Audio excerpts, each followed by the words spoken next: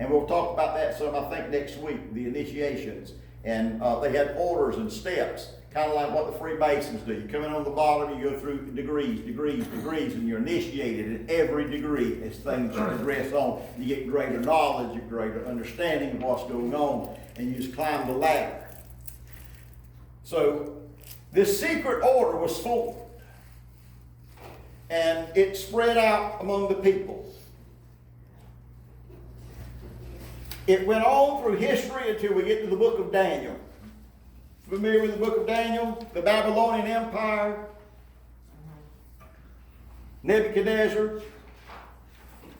The Babylonian kings, who were descended from Nimrod, served as both king and priest of the pagan Babylonian mystery religion.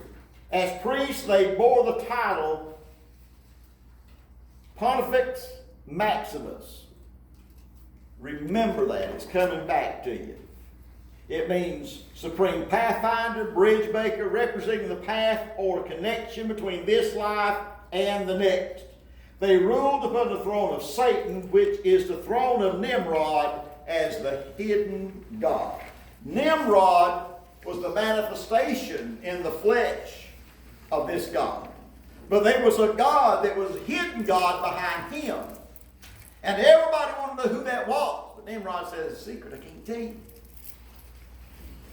But they knew that's where Nimrod got his wisdom from, and that's where Tammuz was getting his wisdom from, and Semiramis.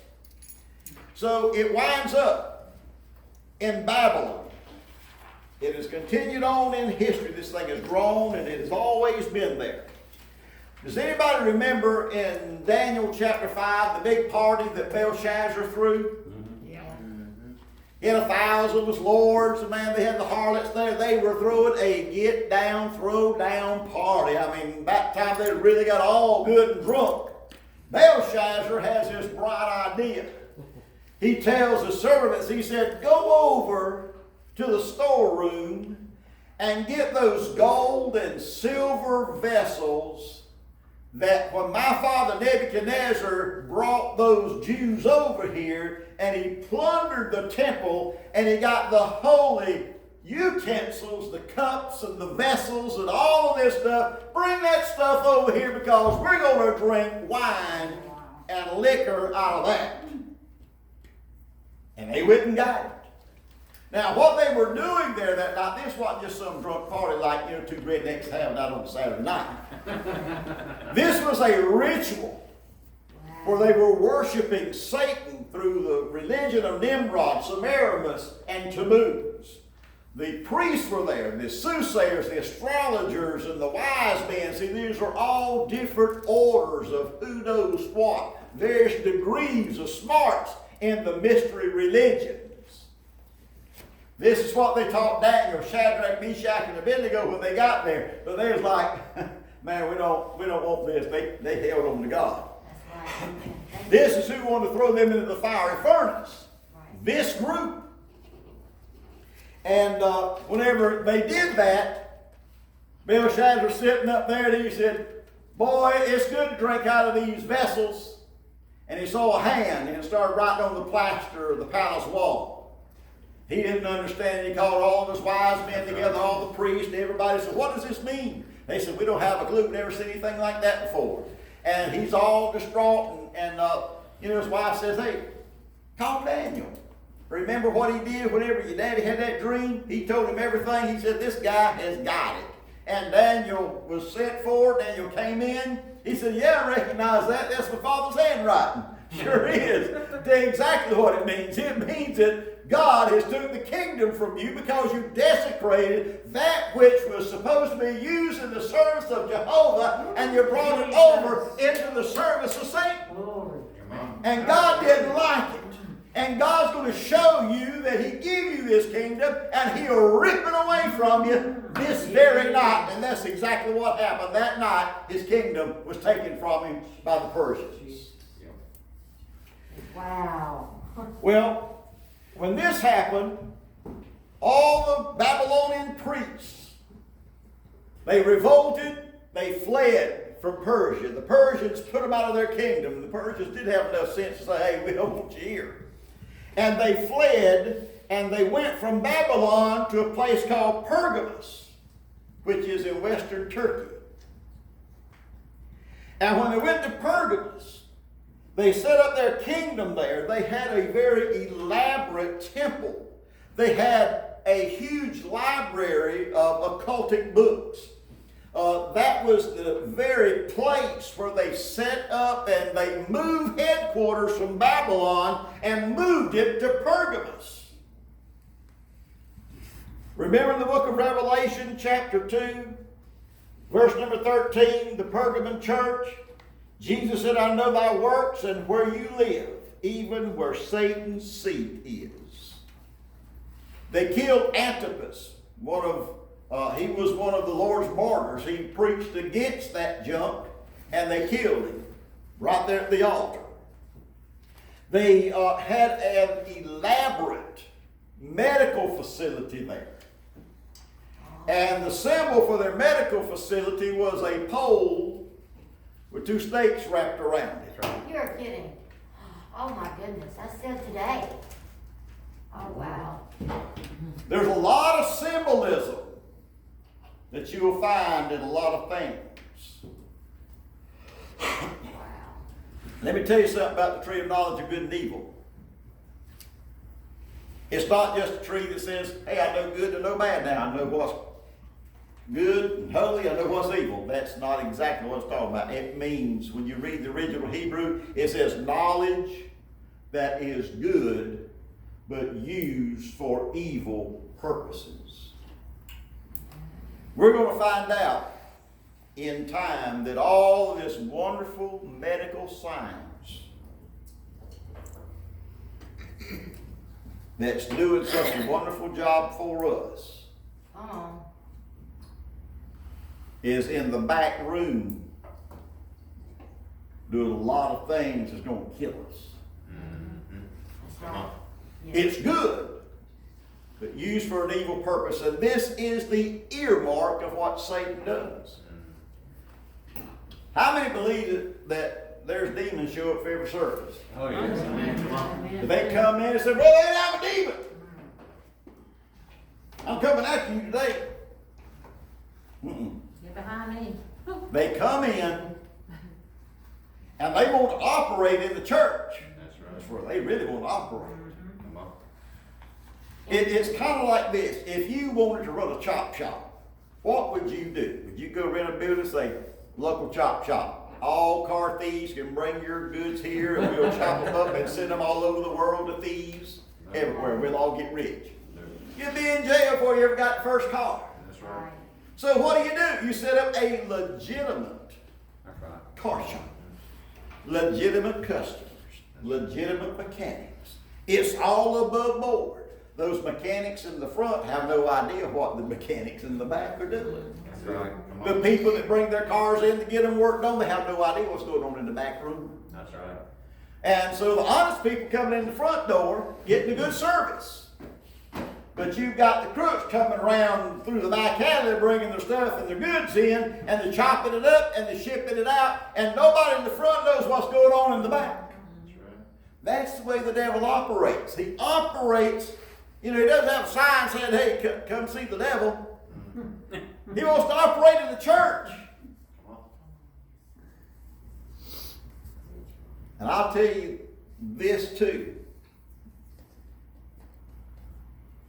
He does not attack you through people you don't know. No. Come on. He attacks you through people you love, through your family, through your church. Jesus. Come on. And that's where he likes to work.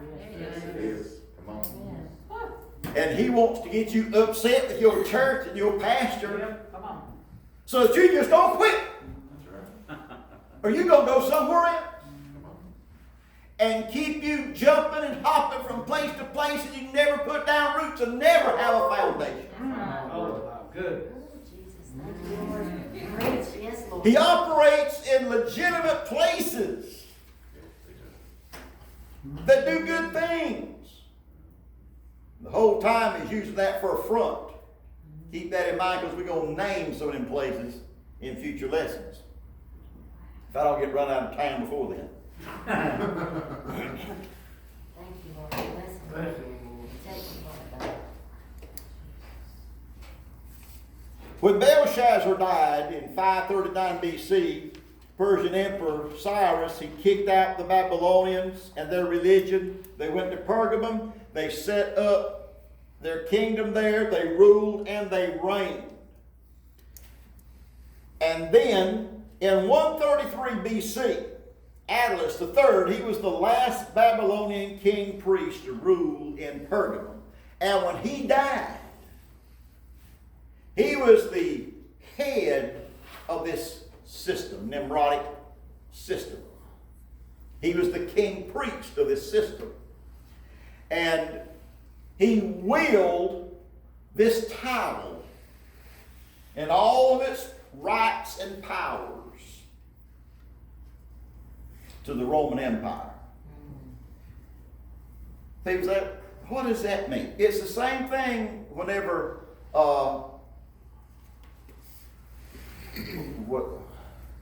Isaac, when he said, bring Esau in. Right, And I want to bless him, but brought Jacob in That's instead. right. That's right.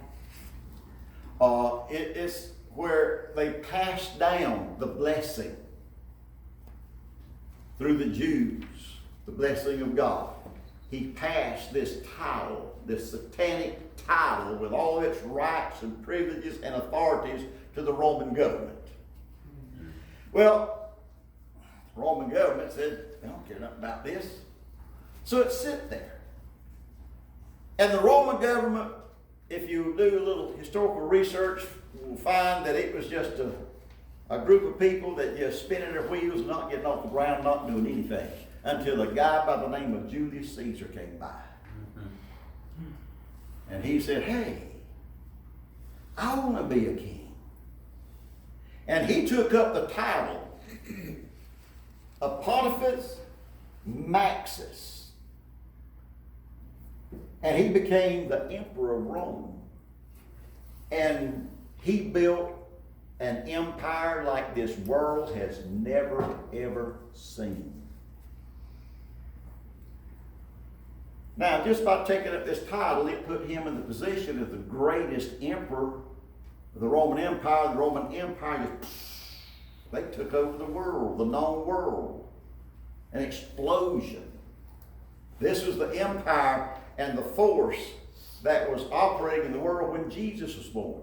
Look at the persecution that the Romans did That's right. to the Jews. Finally, Titus, Emperor Titus, he went down and burnt the whole city and tore the whole temple down to where there's not one stone left on top of the other, took every Jew and sold them out. There wasn't a Jew left in Jerusalem. Not one. He sold them all. Why did he do that? Because that spirit that was in him caused him to do that. This battle, this war.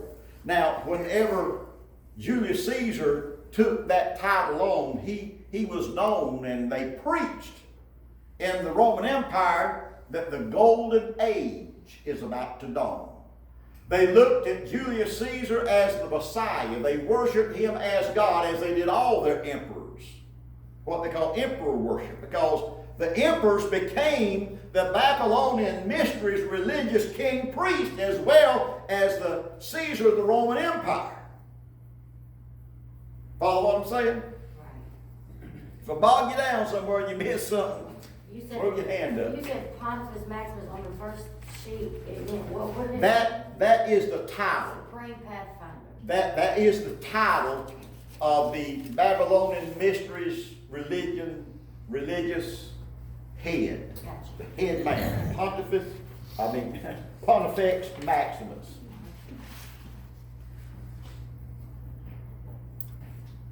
All right. In 376 AD, now this took place 63 years before Christ was born, 376 years after Christ. Gratian, which was one of the Roman emperors, He became the first Roman emperor to refuse this idolatrous title of Pontifex Maximus, because he said a Christian ought not to have such an ungodly and satanic title. There you go. He refused it when he was appointed as the emperor of Rome. So he said, well, I got to do something with it. And he offered it to Bishop Damascus, and he accepted the title of Pontifex Maximus, becoming the first official pagan Babylonian priest seated on Satan's throne in the Roman Catholic Church. Wow. At this point in the Roman Catholic Church, they begin what is called popery, the election of popes. And that's whenever they started the priesthood and the nuns, and they started these monks and these different sections and degrees of religious leaders and religious order. And it's all based on not Christian doctrine, but the Babylonian teachings of Nimrod, Semiramis, and Tammuz. Now, and I'd love to have time to go into all this, but that big pointed cap that the Pope wears, Pontifex Maximus, that is his title. Oh, wow. When you get home tonight, Google that, and you'll find at St. Peter's Chapel in Rome, in the vestibule, it's got a Babylonian in tile on the floor symbol, and it's got Pontifex Maximus. Wow. In the book of Revelation, where Jesus talked to the church of Thyatira, he said, "You've allowed that woman Jezebel to teach lewd, licentious doctrines, and have allowed her," you know who Jezebel is, "you've allowed her to take control of my church and teach ungodly mess." And then we are running out of time, but from the Roman Catholic Church, where's it going from there? It's going in the harlot church of the Antichrist kingdom. But there's a gap between these two. In the day and hour in which we are living, there's a gap, and I didn't want to go into that yet. But it is breaking out of the Roman Catholic Church and the various other groups, and we'll call names on those groups. And we will see and line this thing up with Scripture of what's going on now that will lead into the great harlot church of the tribulation period that'll form after the rapture takes place. In the book of Revelation, chapter 17, I got just a couple of free scriptures on your outline. If you want to find your Bibles there, very quickly I want to go through this. Revelation 17:1. It says that there came out of the seven angels which had the seven vials of top of them. He said, "Come to me." And he said, "I will show you the judgment of the great whore that sits upon many waters." And verse number 5 said, "Upon her forehead was a name written, Mystery, Babylon the Great, the mother of harlots and abominations of the earth." So what he's talking about is a system. And it's the same system that started with Nimrod, Semiramis, and Tammuz. It has gone throughout this earth, throughout this whole age, our present evil age. That's what started. It has continued right on down through all of the empires, and it winds up right in the middle of the Great Tribulation period. Now, we are fighting the same thing today that they fought in Nimrod's day. And the same spirit has worked all the way through history, all the idolatries, all the false religion, all the false worship of the Jews on down through time, started with the golden calf out in the wilderness, it all boils right back to the same doctrine that was hatched out in the very beginning to worship the Son God. And here it is, Babylon, right in front of us. Babylon, mother of harlots. In other words, it was the mother of every religion on the face of this planet. There is not a religion on this planet that cannot be traced back to Nimrod. May have different names, but they are pretty well close to being alike. Same stories, just told in a different way, whatever they scattered about. But it all goes back, and every last bit of it is hatched out by Satan himself. Going into verse number 8, the beast that you saw. Now he's not talking about Mr. Babylon. Now he's talking about a beast. He said the beast that you saw, or the personality that you saw, was and is not and shall ascend out of the bottomless pit. Now this is a biggie right here. We're not going to get into it, but I'm just going to tell you what it was. It's a person that once was on this earth, left this earth, and will come back to this earth.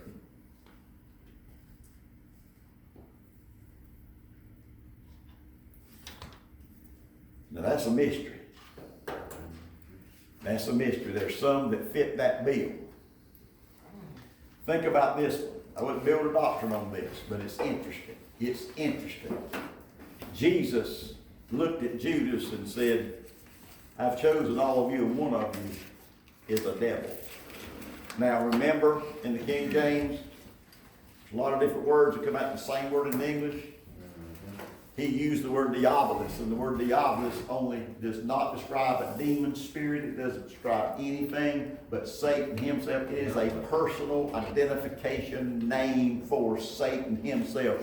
Jesus literally said, if he's talking South Georgia language, I've called all 12 of you, and one of you Satan. Whenever Judas died, you know what the Bible says? He went to his own place. What does that mean? Where'd he go? To his own place. He didn't go where the other did go. So, just as a side note, we'll get back.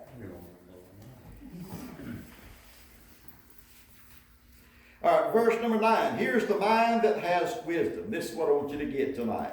The 7 heads are 7 mountains on which the woman sits. And there are 7 kings, 5 are fallen, 1 is, and the other is yet to come. Now, what are those 7 mountains?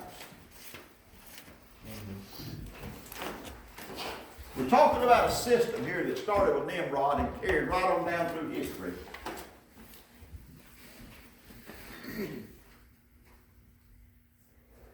What are the 7 world empires? The first one was Egypt.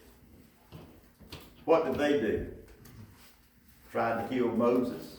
Yeah. Idolatry too. The Assyrian Empire. What did they do? They exiled the 10 northern tribes that we call Israel for years. Took them out of their land and tried to destroy them.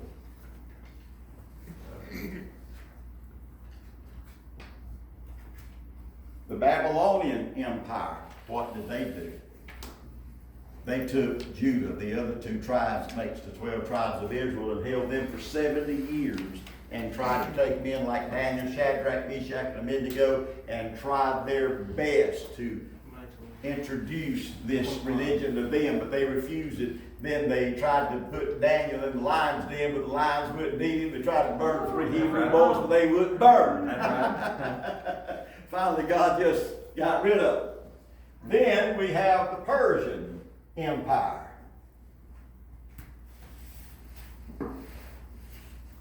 And then the Greeks. The Greek Empire came along. And man, the Greeks just crazy. Then you got the Roman Empire. They killed Jesus. Every one of these empires made a strike at God's seed. Every last one of them. He said 5 are fallen. 1, 2, 3, 4, 5. They don't exist anymore. All the way up to the Greek. All the way up to the Greek. 1, 2, 3, 4, 5. Now, what does it say? It says, One is. 5 are fallen. Y'all help me out here. One is, the Roman Empire has never been conquered. It never failed. It grew weak. But when the Roman Empire crumbled and split, never went out of existence. It split into 2 factions. Catholic Church and Eastern Orthodox.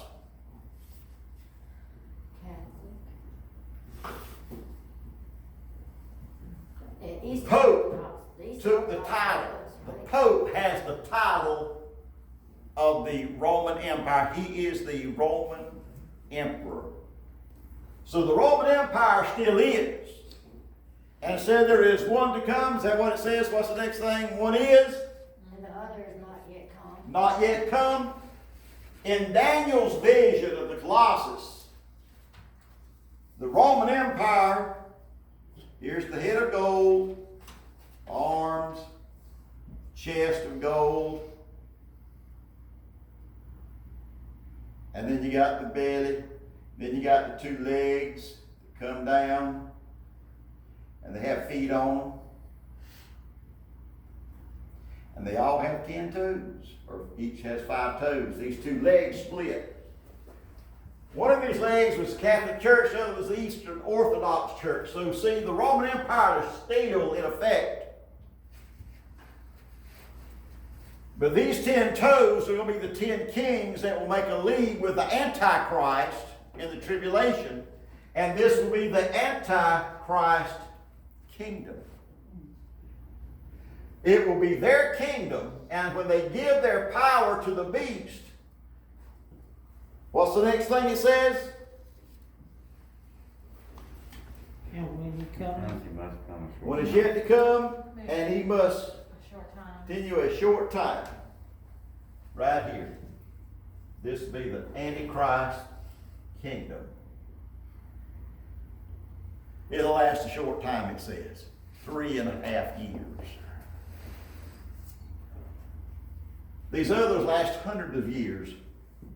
A kingdom will come out of a kingdom. And when this kingdom here, there's going to be one other kingdom.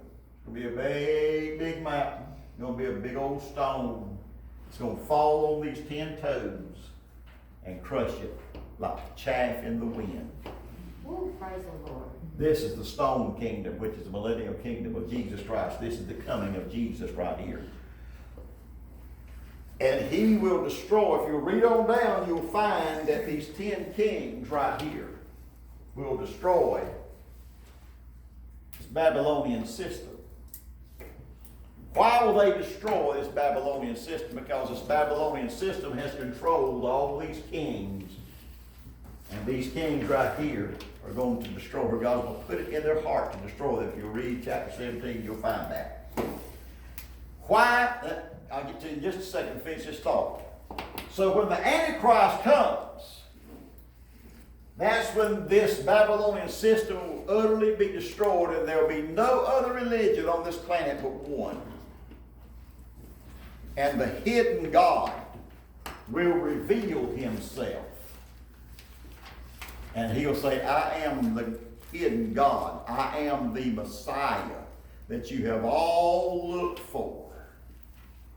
And now we don't need religion. You got me. And you'll worship me. And that's whenever the mark of the beast will go into effect. Alright? What is Eastern Orthodox religion? It's real kin to Catholic Church.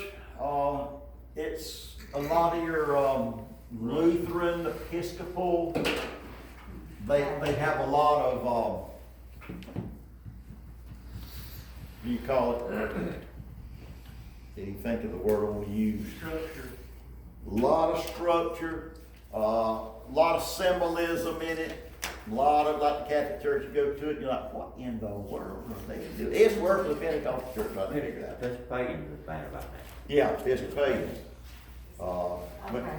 I went to an Episcopal church here a little while back, and, you know, when the priest walks in, you have somebody carrying the cross and another carrying the golden book behind them, and they traipse around.